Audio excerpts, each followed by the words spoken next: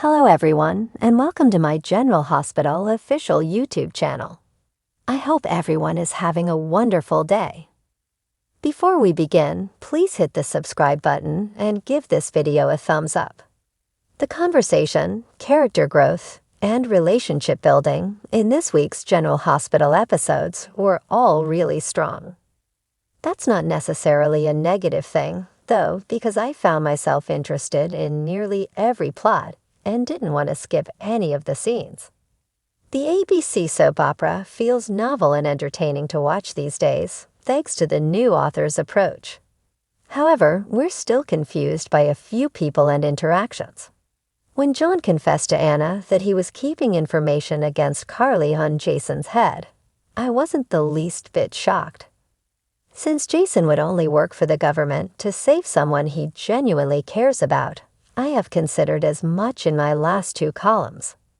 When Carly ultimately learns that Nida forced her to take over the Corinthos family business, I can easily picture her stating that it is her fault for keeping the truth of Sonny's existence hidden from his family.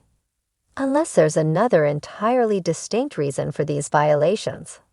It surprises me a little bit that Anna hasn't realized Valentin has taken over Pikeman. She was obsessed with him for weeks, wondering how much he was truly invested in Pikeman.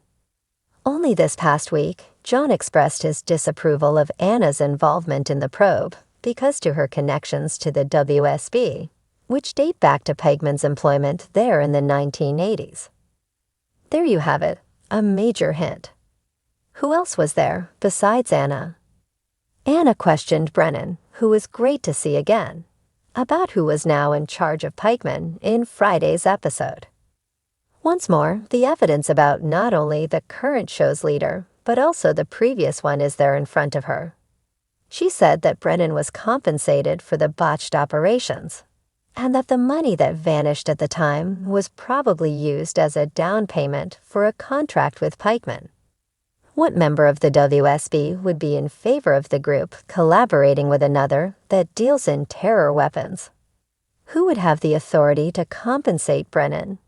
What possible connection might that individual have with Pikeman's current head? Hello, Anna, it's Victor. Valentin, and now Victor. Which is worth addressing. Is Victor still alive? Is he still active and connected in any way to Pikeman? It was just an odd scenario, though, when John questioned Drew about Jason. Was it not earlier this week that John used Jason as bait to get someone in the organization to attempt to take down Jason, forcing Jason to continue helping him bring Pikeman down? What is the reason behind his seeming determination to defeat Jason as well? What is it that he is against Drew? It may surprise you to hear, but I actually didn't mind Drew in those scenes. Perhaps that's just because Drew wasn't nearly as obnoxious as John was. But I particularly enjoyed the sequences this week involving Drew and Nina. More on that later. Or is it just that when Drew isn't Carl's tiny, yapping chihuahua, he's actually kind of palatable? To be clear, I'm not saying he's fascinating either. It was a dramatic scene when Anna snapped at Sonny.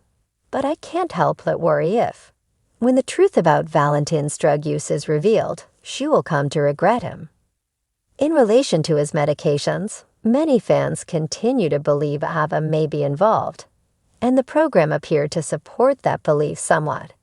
Ava's continued living arrangement with Sonny seems strange to both Christina and Dante, who intend to watch Ava closely. After kissing Ava the previous week, Sonny is now grinning and joking about with Natalia this week. Seeing that Sonny was staring at Natalia, Lois instantly told him that she was a stage parent who was overly involved and fussy. Lois calling Natalia out was so adorable. This week, Natalia was incredibly obnoxious. She insisted on seeing Blaze's deception contract followed through, tried to conceal Blaze's personal life, and continued to blame her daughter's orientation for what transpired with Link.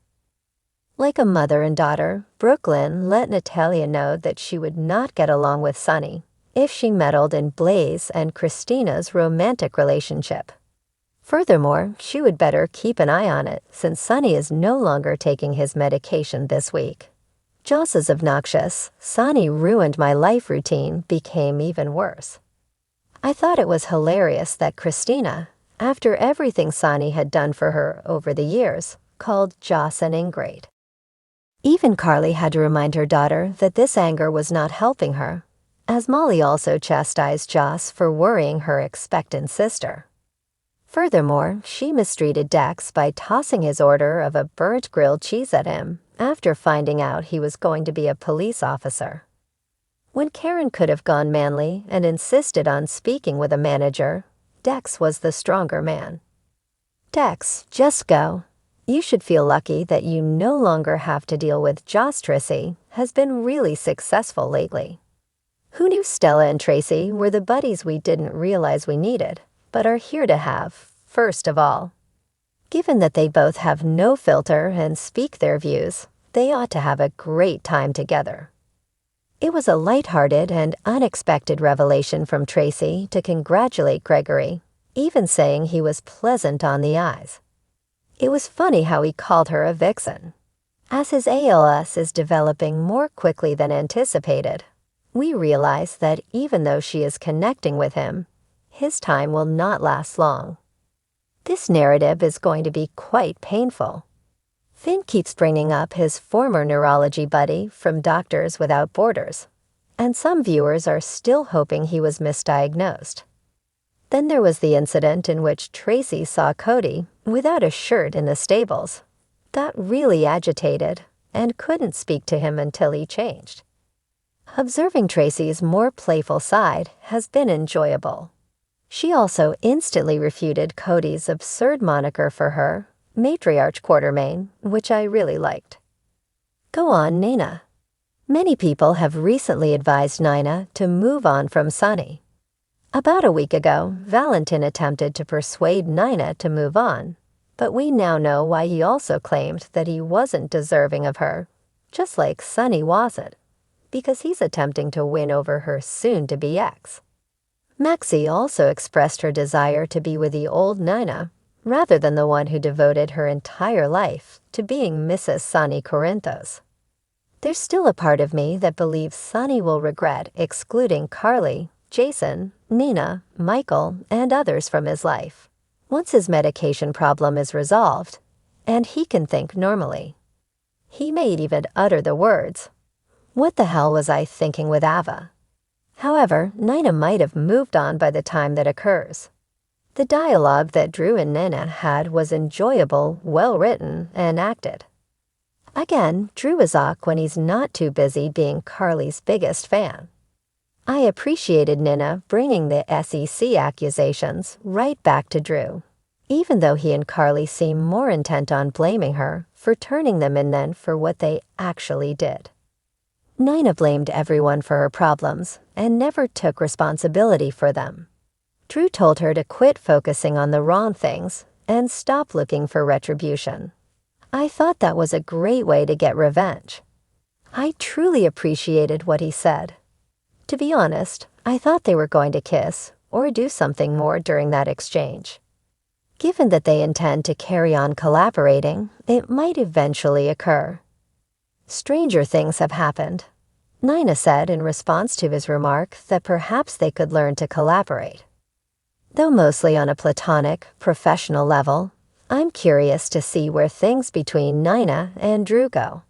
I can't believe it. In addition, Willow and Michael will be furious. Thanks for watching if you like this video, so please don't forget to subscribe to my channel and don't miss any updates.